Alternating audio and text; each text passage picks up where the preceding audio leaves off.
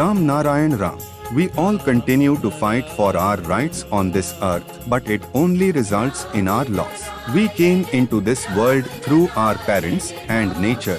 We didn't bring anything with us, just our bare hands. Our bodies are made from the 5 elements, and that is our true essence. Imagine there are 10 people in a house and one fruit. It will be cut and shared among everyone. But can we cut the earth? Can we cut the air or water? No, that is not possible. We do not hold ownership over the sky or nature. Our dominance does not apply here. Therefore, when we cannot give anything to nature, we are living off it, receiving everything through its blessings, energy, and actions. So, why are we not inspired by nature's ideals? As long as people believe they have ownership over the earth, there will be no welfare or peace. Political parties should come together to eliminate this notion of ownership. When we were young, all our needs were met by our parents. Now that we have grown up, we have become the owners. Similarly, the earth should be treated like a parent. There should be an ideal of parenthood in society. But what are we doing? We have grown up and become owners, taking away others' rights and becoming self-proclaimed owners. Who allows this? Political parties act as contractors in society, exploiting it for their own gain. Our body is our temple. It is a living temple. Our inner self is our God, observing and listening to our actions. So why do we adhere to the religions created by humans?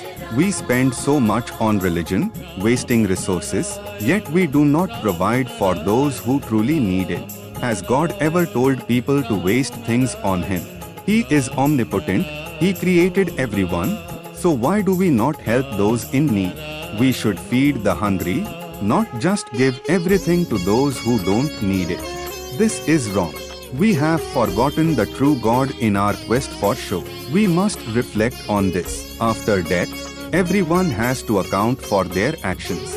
We need to think for ourselves and consider our choices. We are our own judges. If we do not think, how will things progress? We will continue to make mistakes. Moreover, people say that we must face the consequences of our actions in this life. That is not true. If it were, no one could live their life freely. If we make a mistake in one life, we would have to face it in every life. Therefore, we should live in accordance with nature's principles. Nature never exploits anyone, but we humans exploit others. What do? We make the rich richer and the poor poorer. We need to put an end to this kind of system. In truth, nature shows us compassion. We live on its grace, yet we still fail to understand it. What would happen if nature began to exploit us? Disasters occur because of our mistakes, yet we still do not comprehend this and continue to make more mistakes. We must reflect on ourselves and engage in self-examination. If we maintain a balance with nature, everything will be right both on earth and in human life. Nature will also become pollution-free. These days, we do not even support ourselves, let alone others. How can we expect anyone to be our friend? We all know that there are billions of souls within us. We should nurture our friendship with them and also build a bond with nature.